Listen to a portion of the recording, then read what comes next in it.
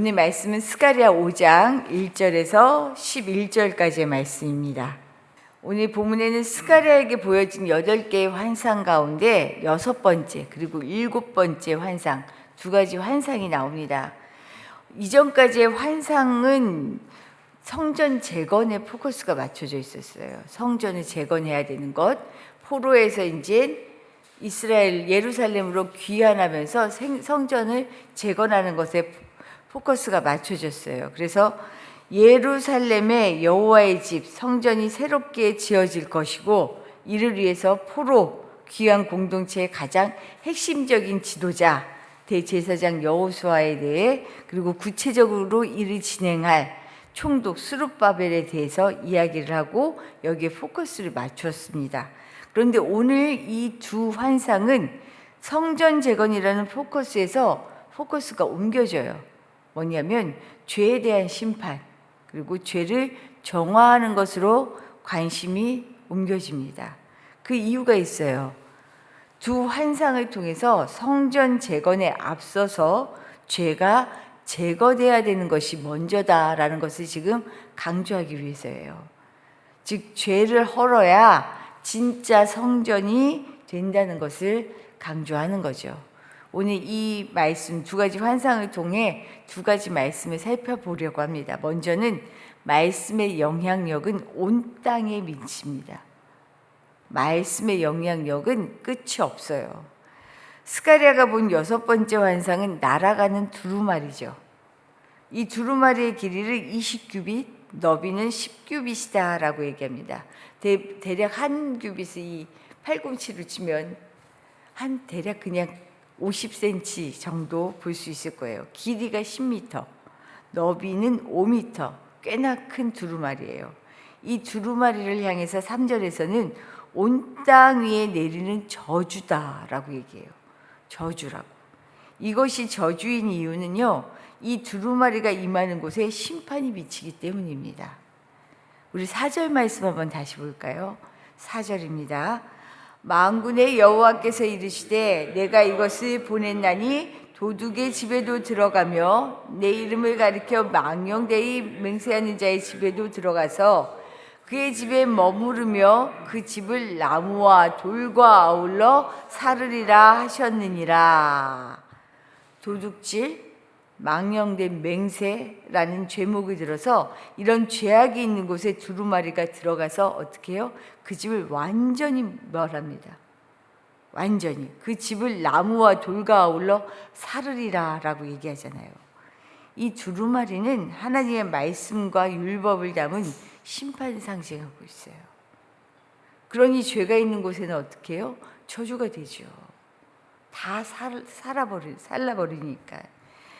거기에 날아가는 두루마리라는 말씀을 통해서요, 하나님의 말씀이 공간, 시간의 제약 없이 어디에나 죄가 있는 곳이라면 도망칠 수 없이 심판이 임할 것이다 라는 것을 보여주고 있죠. 이제 예루살렘의 여호와의 성전이 재건될 텐데, 성전이 세워지는 것보다 중요한 것은요, 죄가 거할 수 없는 거룩함을 회복하는 거예요. 성전도 무너졌던 것을 경험했잖아요, 이스라엘이. 성전만 있으면 무너지지 않을 거라고 굳게 믿었는데, 어떻게 보면 이 성전 신앙이 굉장히 컸죠. 이걸 굳건히 믿었는데 헛것을 잡고 있으면, 하나님이 빠져있는, 하나님의 임재가 없는 성전은 그냥 와르르 무너진다는 것을 보여주셨잖아요. 지금 다시 말씀하시는 거죠. 거룩함이 회복되지 않으면 성전이 세워지는 것이 의미가 없다. 포로에서 돌아와 새로운 공동체를 이루며 살고 있지만 이스라엘의 지금 현재 상황은요, 죄로 인해서 성전 건축이 중단되어 있습니다. 이것을 보라는 거예요. 그 죄악이 얼마나 만연했는지 온 땅 위에 내리는 저주다라고 지금 경고하고 계셔요. 말씀하고 계셔요. 그 가운데 대표적으로 오늘 도둑질과 거짓 맹세를 언급하시죠. 죄는 하나님과 나와의 관계는 물론이고요, 공동체의 관계를 모두 다 무너뜨립니다. 죄의 속성이에요. 이런 점에서 성전 재건에 앞서서 먼저 죄를 척결하는 것이 먼저다. 새롭게 거룩해지는 것이 먼저다. 오늘 말씀하시죠. 사람들과 살아가면서 나를 비교하면요, 나의 죄가 보이지 않습니다. 왜요? 조찐개찐이거든요.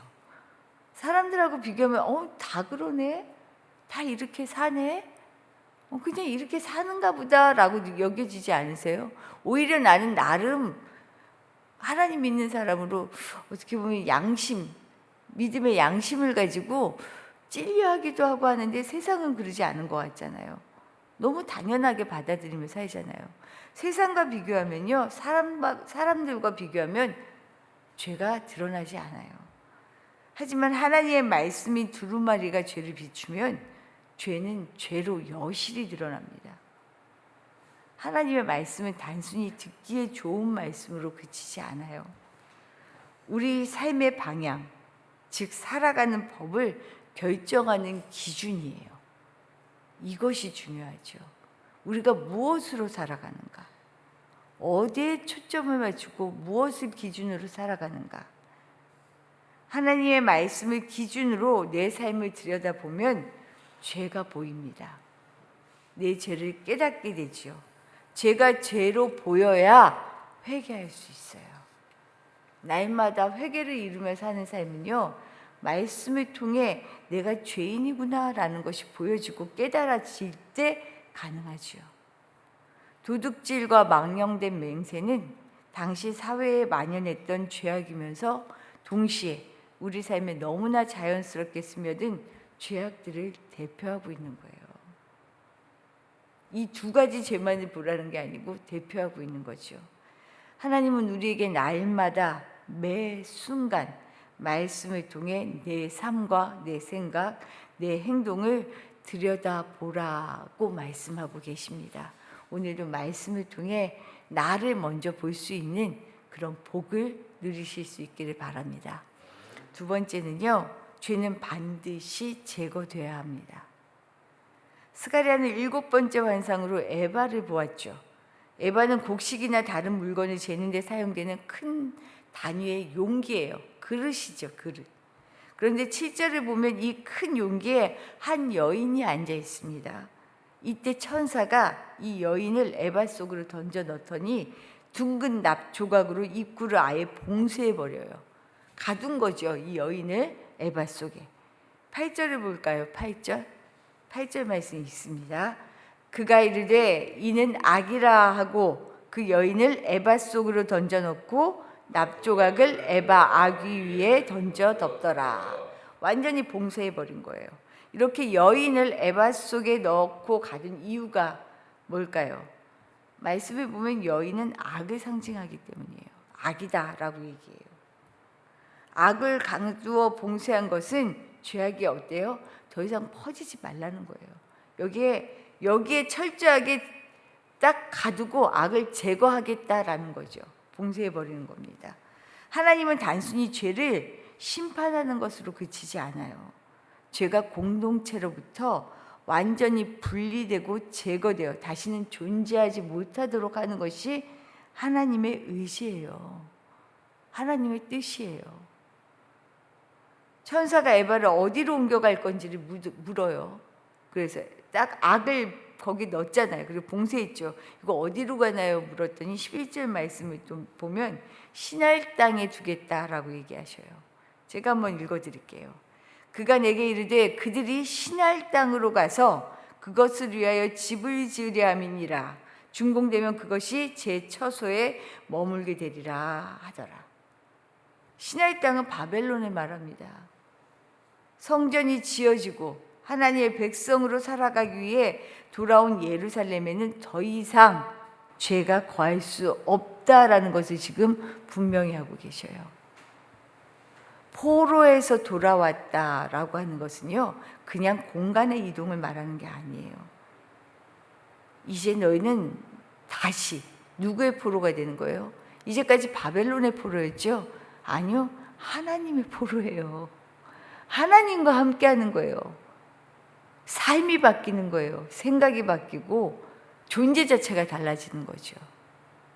죄는 반드시 제거되게 되어 있습니다. 그럼 이것을 누가 하는가? 9절 말씀을 보면 두 여인이 나와요. 이들이 에바를 천지 사이에 들고 시날 땅으로 옮기게 됩니다. 두 여인은 하나님의 신실하고 의로운 종들을 상징하죠. 하나님의 말씀으로 살아가는 사람은요, 단순히 나 혼자 죄를 짓지 않은 소극적인 모습에 머무르지 않습니다. 하나님 나라의 정신으로 살아가는 적극적인 거룩을 이루는 사람이에요.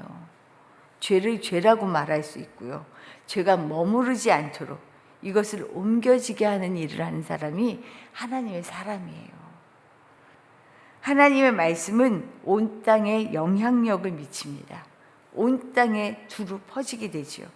결국 이 말씀은 어떻게 해요? 죄를 죄로 드러내요. 그리고 이 죄는 어떻게 돼요? 하나님은 이 죄를 반드시 제거하십니다. 이것이 하나님의 나라죠. 하나님의 나라는 이런 것이에요.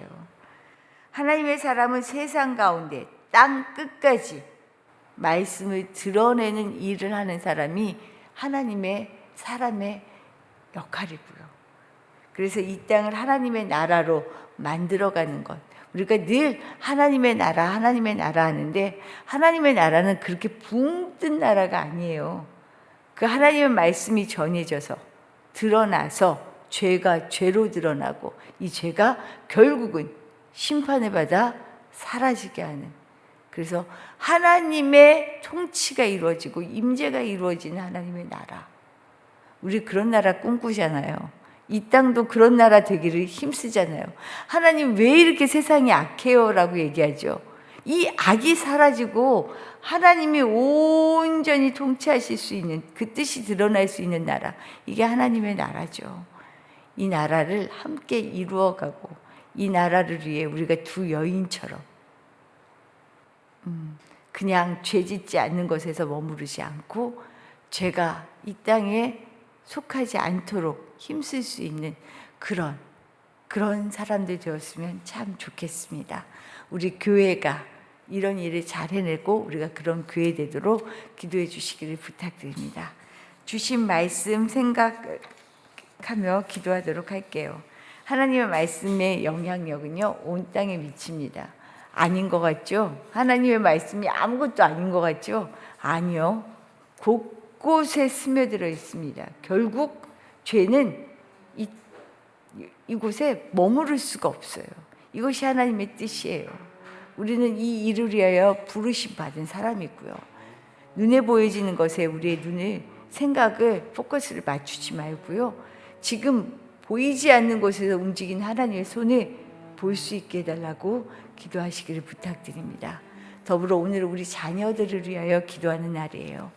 우리 자녀들, 어린이부를 위하여 많이 기도해 주시기를 바랍니다. 정말로 우리 자녀들을 세우고 하나님의 말씀으로 성장시키는 자리가 교회다라는 것을 기억하시고, 이 교회가, 우리 교회가 이 일들을 감당할 수 있도록, 그리고 우리 자녀들이 이곳에 많이 모여서 복음의 씨앗이 될 수 있도록 기도해 주시기를 부탁드립니다. 그리고 예주 위해서 계속 기도하고 계시죠? 우리 예주 강건하게 우리 하나님께서 새롭게 세워주실 것을 위하여 기도해 주십시오. 기도드리겠습니다.